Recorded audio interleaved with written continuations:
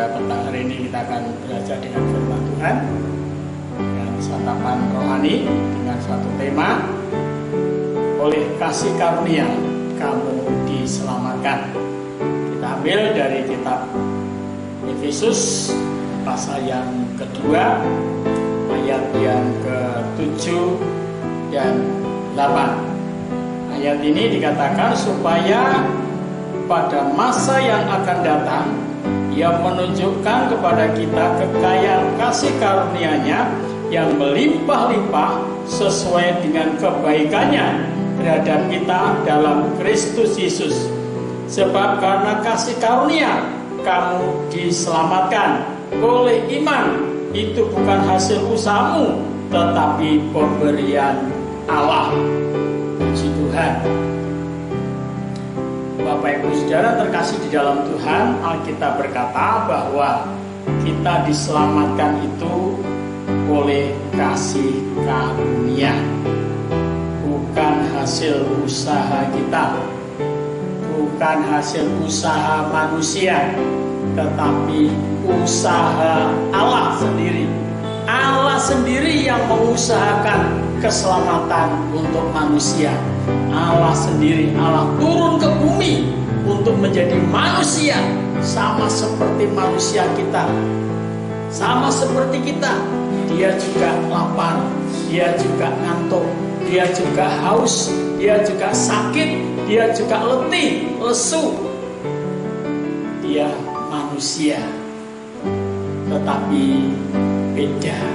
Manusia Yesus dengan manusia kita beda. Kenapa? Karena manusia kita adalah manusia berdosa, dan manusia Yesus adalah manusia yang tidak pernah berbuat dosa.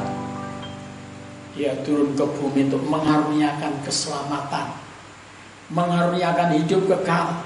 Namanya kasih karunia, namanya pemberian itu tanpa membeli sepeser pun. Itu pemberian Allah yang memberi dengan cuma-cuma untuk setiap manusia yang mau menerima keselamatan itu. Allah tidak pernah memandang bulu, Allah tidak pernah memandang muka, Allah tidak pernah memandang latar belakang masa lalu, kaya, miskin, bodoh, pinter, semua diizinkan untuk memperoleh keselamatan itu. Sayang, tidak banyak yang mau menerima keselamatan. Kenapa? Karena keselamatan hanya oleh Yesus Kristus Tuhan kita. Di bawah kolong langit, di muka bumi ini, tidak ada nama lain yang olehnya manusia diselamatkan, kecuali hanya oleh karena namanya, yaitu nama Yesus. Itu yang membuat orang susah untuk menerima keselamatan. Bukan Tuhan yang susah untuk menyelamatkan, tetapi manusia itu sendiri yang susah untuk menerima keselamatan. Kenapa? Karena manusia itu 99% dikuasai oleh namanya ego. Egois, lebih mementingkan diri sendiri, mementingkan kedagingannya daripada mementingkan Tuhan, daripada mementingkan keselamatan jiwa. Bapak Ibu Saudara terkasih dalam Tuhan, Tuhan Yesus rindu supaya setiap kita diselamatkan. Ada satu syarat, bukan tanpa syarat, saudara. Syaratnya yang pertama adalah tinggal di dalam Yesus Kristus. Tinggal di dalam Yesus Kristus. Kenapa? Karena ayat ini berkata, di dalam Yohanes pasal 15 ayat 4 dan sampai dengan ayat yang ke-6, ya. Syaratnya yaitu yang pertama, kita tinggal di dalam Yesus. Seperti pokok anggur tidak bisa berbuah, seperti ranting yang tidak bisa berbuah tanpa tinggal pada pokok anggur itu sendiri. Saudaraku, Tuhan mengatakan kamu tidak dapat berbuat apa-apa di luar aku. tidak bisa berbuah di luar pokok itu sendiri. Karena itu kita harus tinggal di dalam Yesus Kristus. Untuk apa? Untuk memperoleh keselamatan itu. Ya, tinggallah di dalam Aku. Dalam Yohanes pasal 15 ayat 4 sampai dengan ayat yang ke-6. Lalu yang kedua, yaitu kamu harus bertekun dalam iman. Ya, bertekun dalam iman.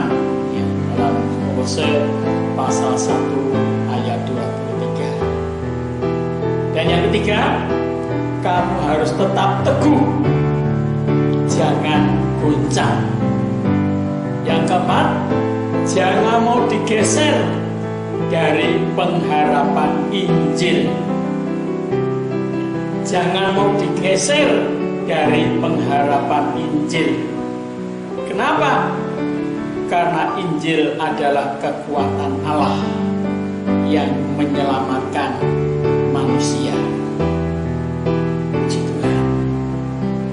Tuhan Yesus memberkati kita.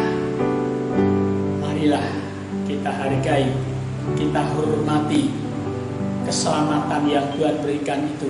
Jangan sampai hilang dari kehidupan kita. Jangan menjadi sia-sia keselamatan itu dari dalam kehidupan kita.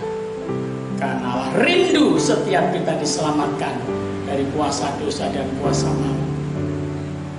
Puji Tuhan.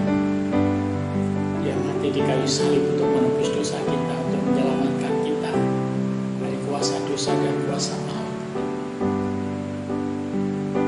Tentu dengan berbagai persoalan masalah problem yang kita hadapi, jangan takut. Tuhan menyertai kita, Tuhan melindungi kita, Tuhan menjaga kita, Tuhan menyelamatkan kita. Kapanpun kita berseru kepada Tuhan, mau siang, mau malam, mau pagi, mau sore, Tuhan mendengar doa-doa kita.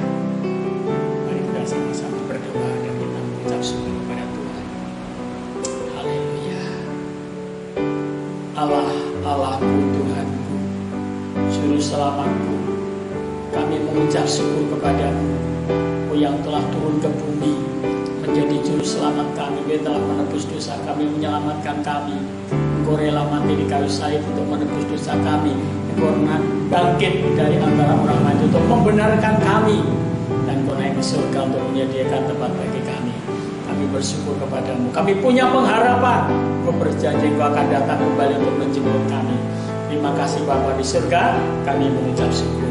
Berkat-Mu Tuhan atas kami semua. Kami berdoa dalam nama Tuhan Yesus.